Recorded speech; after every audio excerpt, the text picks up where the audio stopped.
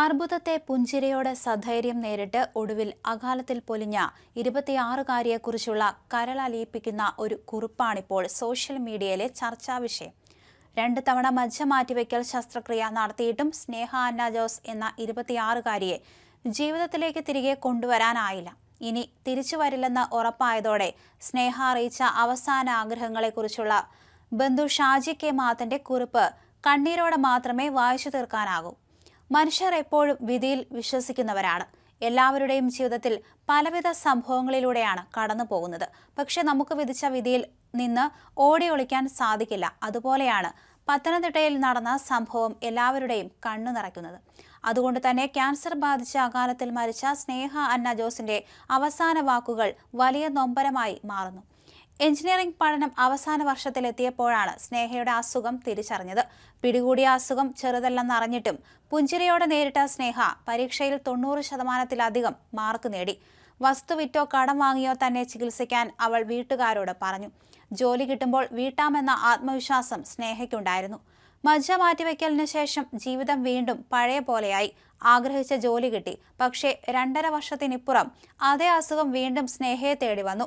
രണ്ടാമത് മജ്ജ മാറ്റിവെച്ചെങ്കിലും എല്ലാ പ്രാർത്ഥനകളും വിഫലമാക്കി സ്നേഹ യാത്രയായി. ഇനിയില്ലെന്ന് തിരിച്ചറിഞ്ഞ അവസാന കാലത്ത് മരിച്ചാൽ പത്രത്തിൽ കൊടുക്കേണ്ട ഫോട്ടോയും ഫ്ലെക്സ് വയ്ക്കുകയാണെങ്കിൽ കൊടുക്കേണ്ട ഫോട്ടോയുമെല്ലാം സ്നേഹ പറഞ്ഞു വെച്ചു. ഈ ഒരു കുറിപ്പാണ് ബന്ധു പങ്കുവച്ചിരിക്കുന്നത്. അത് ഇങ്ങനെയാണ്: ഈ ഫോട്ടോ വേണം പത്രത്തിൽ കൊടുക്കുവാൻ. ഇത് എൻ്റെ സ്നേഹമോൾ, എൻ്റെ സഹോദരി ഷീജയുടെ ഒരേ ഒരു മകൾ. സ്നേഹ എന്ന പേര് തെരഞ്ഞെടുത്തത് ഞാനായിരുന്നു. പേര് പോലെ തന്നെ സ്നേഹവും അച്ചടക്കവും വിനയവുമുള്ളവൾ. 10ാം തരം വരെ പഠനത്തിൽ മെല്ലെ പോക്ക്. പിന്നീട് അവൾ സ്വപ്നം കാണുവാൻ തുടങ്ങി. 11-12 മികച്ച മാർക്കുകൾ. എഞ്ചിനീയറിംഗ് അവസാന വർഷം എത്തുമ്പോൾ അസുഖബാധിതയായി.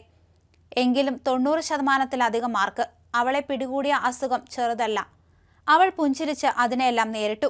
ഗൂഗിളിൽ കയറി മരുന്നുകളും ചികിത്സകളും മനസ്സിലാക്കി അപ്പനോട് പറഞ്ഞു, വസ്തുവിറ്റോ കടം വാങ്ങിയോ എന്നെ ചികിത്സിക്കാമോ? ജോലി കിട്ടുമ്പോൾ ഞാൻ വീട്ടാം. അങ്ങനെ മജ്ജ മാറ്റിവെച്ചു. ശേഷം അവൾ സ്വപ്നം കണ്ട ചെറിയ ജോലിയിൽ കയറി. ചെറുചിരികളുമായി സന്തോഷം പങ്കിട്ട് പോന്നപ്പോൾ 2.5 വർഷത്തിന് ശേഷം അവളെ തേടി വീണ്ടും ആ അസുഖമെത്തി. ചില ക്യാൻസർ അങ്ങനെയാണ്. രണ്ടാമതും മജ്ജ മാറ്റിവെച്ചു. അവൾക്കായി എല്ലാ ചികിത്സകളും ചെയ്തു. ഇന്നിപ്പോൾ എല്ലാം വിഫലം. ഇനിയും കുറച്ച് ആഗ്രഹങ്ങൾ ബാക്കിയുണ്ട്. പത്രത്തിൽ കൊടുക്കേണ്ടതായ ഫോട്ടോ ഇതായിരിക്കണം. ഫ്ലെക്സ് വയ്ക്കുകയാണെങ്കിൽ ഈ ഫോട്ടോ തന്നെ വേണം. പുതിയ സെറ്റ് ഉടുപ്പിക്കണം. ചുറ്റും റോസാപ്പൂക്കൾ വേണം. ഇനി ഞങ്ങൾക്ക് ചെയ്തു തീർക്കുവാൻ നിന്റെ കൊച്ചു കൊച്ചു സ്വപ്നങ്ങൾ മാത്രം. ധാരാളം മെസ്സേജുകളും വിളികളും വരുന്നതിനാൽ വ്യക്തമായ ഒരു പോസ്റ്റ് ഇടുകയാണ്. ഫോൺ എടുക്കുവാൻ പലപ്പോഴും കഴിയാറില്ല. ക്ഷമിക്കുക. കുറിപ്പ് ഇങ്ങനെ അവസാനിക്കുന്നു.